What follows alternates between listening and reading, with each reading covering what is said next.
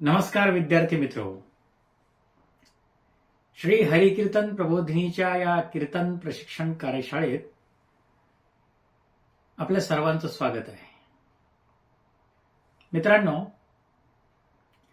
आपण एक चांगला कीर्तनकार होण्याच्या उद्देशाने या हरिकीर्तन प्रबोधिनीत प्रवेश घेतलेला आहे.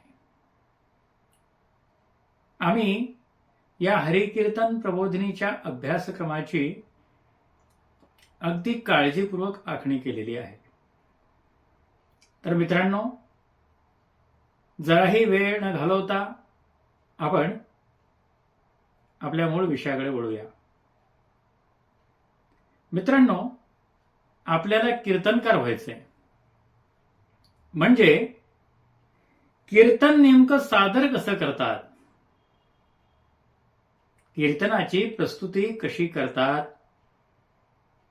ही गोष्ट आपण सर्वप्रथम लक्षात घेतली पाहिजे. म्हणजे कीर्तन कशा पद्धतीने लोकांच्या समोर मांडलं जातं हे आपल्याला पाहायचं आहे. आणि हे संपूर्ण आपण लक्षात ठेवलं पाहिजे. याचं कारण मी आपल्याला सांगतो. पहिली गोष्ट म्हणजे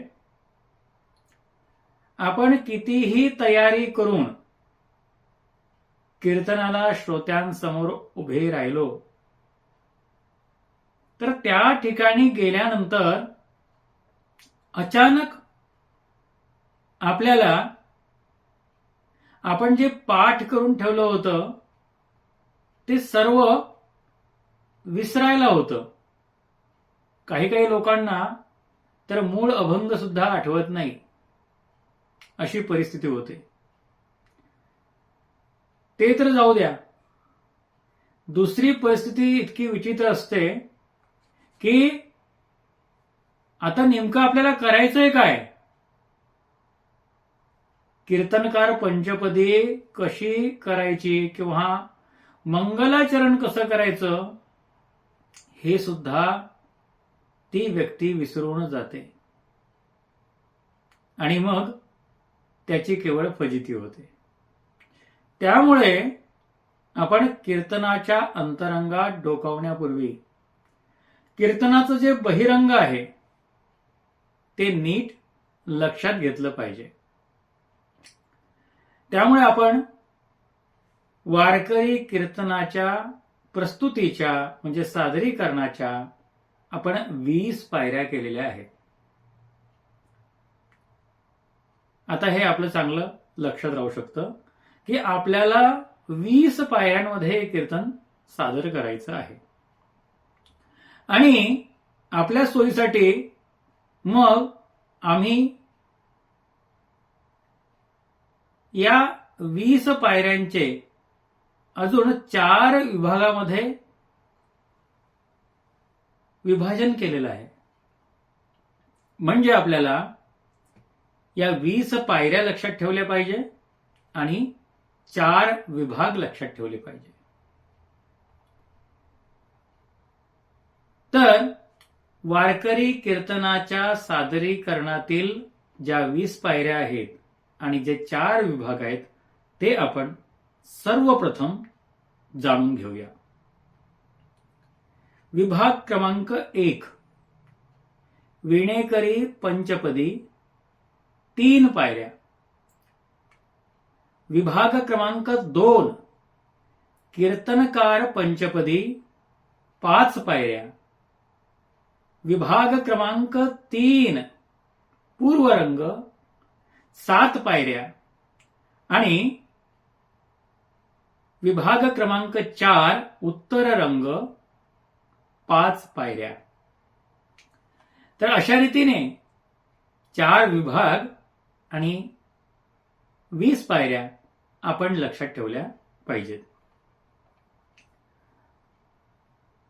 वारकरी कीर्तनाला जी सुरुवात होते त्यावेळेस जे कीर्तनकार महाराज असतात ते व्यासपीठावर नसतात. मग व्यासपीठावर असतो तो कोण? तर व्यासपीठावर टाळकरी मंडळी असतात. त्याचबरोबर तिथे गायनाचार्य असतात, पखवाज वादक असतात, हार्मोनियम वादक असतात, क्वचित प्रसंगी तबला वादक देखील तिथे असतात. तर अशा रीतीने ही सर्व मंडळी त्या ठिकाणी असतात आणि वारकरी कीर्तनाची सुरुवात ही विणेकरी पंचपदीने होते. आता विणेकरी पंचपदीमध्ये केवळ 3च पायऱ्या आहेत आणि ही पंचपदी कीर्तनकार महाराजांच्या आगमनाच्या पूर्वी केली जाते, हे आपण लक्षात ठेवलं पाहिजे. मग त्यातली पहिली पायरी कोणती आहे? तर जय जय रामकृष्ण हरी हे भजन विणेकरी घेतात. विलंबित चालीमध्ये हे भजन म्हटलं जातं. त्यानंतर सुंदर ते ध्यान उभे विटेवरी करकटेवरी ठेवून या, हा अभंग घेतला जातो. काही ठिकाणी रूप पाहता लोचनी सुख झाले हो साजणी, हा अभंग सुद्धा घेण्याची प्रथा आहे. अर्थात आपल्या भागामध्ये जी प्रथा असेल ती प्रथा आपण पाळली पाहिजे, एवढं आम्ही सांगतो. पण एक पठडी म्हणून आम्ही हरिकीर्तन प्रबोधिनीमध्ये विणेकरी पंचपदीत सुंदर ते ध्यान उभे विटेवरी हा अभंग आम्ही समाविष्ट केलेला आहे. ही झाली दुसरी पायरी. आणि तिसरी पायरी, हा अभंग संपल्यानंतर जय जय विठोबा रखुमाई हे भजन आपल्याला घ्यायचं असतं. मग विणेकरी आणि टाळकरी संपूर्ण मंडळी हे भजन सुरुवात करतात आणि हे भजन संपण्याच्या पूर्वीच, म्हणजे चालू असतानाच, कीर्तनकार महाराजांनी रंगमंचावरती आणि हे भजन सुरू असतानाच कीर्तनकार महाराजांनी व्यासपीठावर यायचं असतं. आपण ज्या ठिकाणी कीर्तनाला गेलेलो आहोत ते एखादं मंदिर असेल, मठ असेल, तर त्या देवतेचं आपण दर्शन घेऊन मगच व्यासपीठाकडे गेलो पाहिजे. व्यासपीठाकडे गेल्यानंतर आपण विणेकरी जे आहेत त्यांच्याकडून विणा घ्यायचा असतो. त्या अगोदर आपण विणेकराचं दर्शन घ्यायचं, म्हणजे त्यांच्या पाया पडायचं असतं. उजवीकडच्या बाजूने आपण हे दर्शन घ्यावं. विणेकराच्या पायावर नम्रतेने आपलं मस्तक ठेवावं आणि अत्यंत आदरपूर्वक त्याच्याकडून तो विणा आपल्याकडे घ्यावा.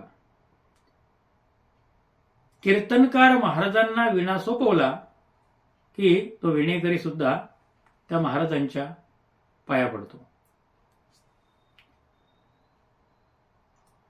महाराजांनी तो विणा आपल्या गळ्यात घातला की त्यानंतर दुसरा विभाग, म्हणजे कीर्तनकार पंचपदीची सुरुवात होते, ज्याच्या एकूण 5 पायऱ्या आहेत.